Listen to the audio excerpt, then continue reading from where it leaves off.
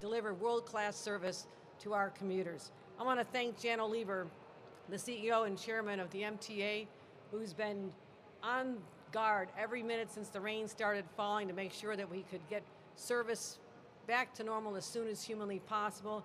Catherine Rinaldi, you and your teams did an amazing job, given that this easily could have taken not just weeks, days, but weeks to be able to restore the full service. And as I saw in the faces of our commuters who are now back to work here in Midtown, they are so grateful of the extraordinary effort done by you, our crews, our workers, the union workers who are such an important part of this.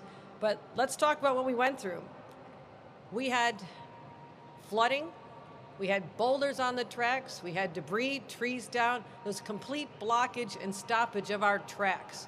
And Jano can describe more in detail what the effect was, but this was an area that is vulnerable to these storms because of its proximity to the river and its position down a ravine. So what we're going to continue doing is monitoring, making sure that people are aware of circumstances, because the last thing we ever want to have is a situation where people are stranded on a track. What happened last Sunday? 300 individuals were on a train that had to be stopped because of the damage and the destruction that was wreaked upon the tracks. We had to work so hard to get those people to safety. They all received an opportunity to get transportation back to their destination. It was hard for these individuals. It had to be a frightening circumstance, but they all endured, and we were there to help them. And I want to thank all the emergency crews, state, local, and county, who were there to help rescue these individuals as well. We are also making sure that going forward, our citizens are aware that they will monitor their cell phone alerts. They'll pay attention to the weather alerts, because I cannot stand here and say this will be the last time that we have a weather event like we just went through. As I walk the streets of the lower Hudson Valley, the streets of Orange County, all the way up to Ontario County, the devastation we saw because of unprecedented rain, 9 inches in a matter of hours, was extraordinary. Thank God the storm moved on, and now I spoke to the governor of Vermont yesterday to offer our assistance, because unfortunately we are very skilled in having to deal with storms of this magnitude. But I want, once again, today is about returning to normal. To all the commuters who's had their lives disrupted as we had to work feverishly through day and night to get the tracks restored to normal levels, I want to thank them for their patience. I want to thank all the businesses who were disrupted during this period. But as I was saying, this could have been such a longer process. And people did not anticipate that not just the Hudson line, We just greeted visitors and our commuters today, but also Amtrak. No one could have foreseen that it would be open on the Wednesday after this horrific storm over the past few days. So I'm grateful to everybody who was involved in this Herculean effort, and I want to turn it over to Jano Lieber and thank him for all he has done as well.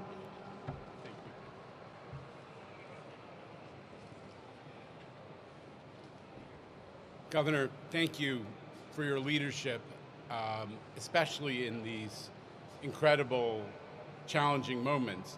You and I have weathered some big storms together, and that ain't just a metaphor. It was almost 2 years ago when, barely a week into your governorship, Hurricane Ida rocked the region and had a huge impact on Metro North, especially. And now here we are in the aftermath of what you rightly described as yet another 1,000-year weather event.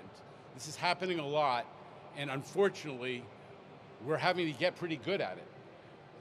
This time, again, the MTA teams stepped up and put the railroad back on track. I have to thank hundreds and hundreds of Metro North workers, the MTA construction development team, outside contractors. People worked all through the night and all through the day, some people working 24 hours consecutively to put the railroad back together again.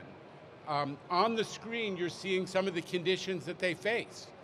There were boulders on the track, trees all over the track, and probably highest impact, there were washouts. Remember, these tracks are adjacent to the Hudson River, and they're down some steep inclines, so the water is pouring down on them, and it's washing out the structure of the track, making it impossible. The track wants to be in the river, as you see, but look at what they accomplished to put the railroad back together again. Governor, emergency management has been one of the hallmarks of your governorship. Some of it is dictated by circumstance. We've faced these rain events, extreme heat events, massive snowstorms upstate and throughout New York State. And you've made it a priority for us to be ready and to know how to take action when those events happen. And thanks in part to your leadership on this issue, the MTA team this time worked even faster than under Hurricane Ida. What took us a week, we did in 2 days. And yesterday, just less than 48 hours after the storm, we had 93% of our customers on Metro North getting service. Yesterday, 93% of Metro North customers had service, and today we are restoring service to all Metro North stations. That is amazing. Credit to Kathy Rinaldi. I don't know if everybody recognizes this, but Kathy Rinaldi leads both MTA railroads. I always say she's doing the job of two men and hitting it out of the park. So Kathy, thank you.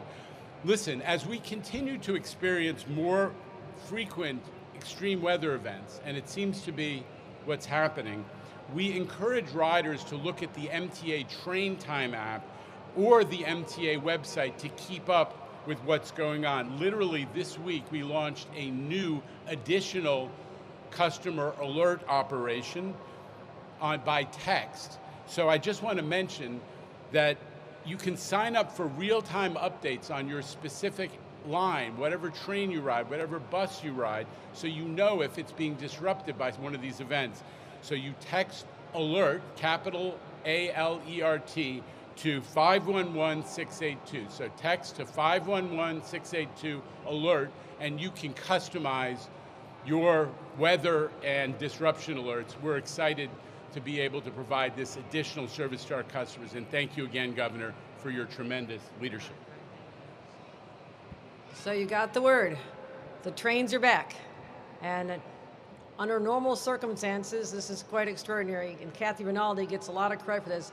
These trains have been running 97% on time, except for when there's a 1,000-year weather event. So I want to commend you once again for doing what we have all thought was so important, is giving reliability, exceptional service to our commuters and our customers. So with that, we'll be happy to take any questions. All right, Janice, you back there in the green from WABC.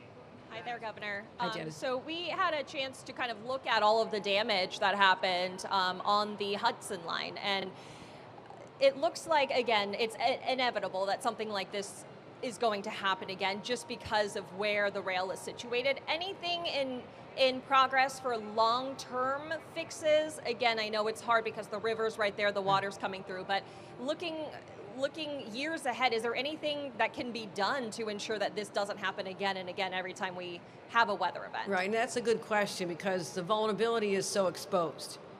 We know these tracks, which have been there for 100 years, are in a situation where they're connecting communities, but the thought of moving the tracks away from the water would also be a major challenge and be disruptive. So I don't know if there's been any talk about that, but it seems to me that it'd be a real challenge to do that and successfully serve those communities that have literally been built up around the tracks and around the stations, and this is their lifeline, this is their connection to their jobs and to their lives. And so I don't foresee that happening, but we have the opportunity to build up resiliency in terms of the shoreline, in terms of the hills, the ravines, so that is something we should be looking at given, again, I've been governor less than 2 years. This is the second massive event where we've had to shut down service because of our tracks being literally obliterated for a short time,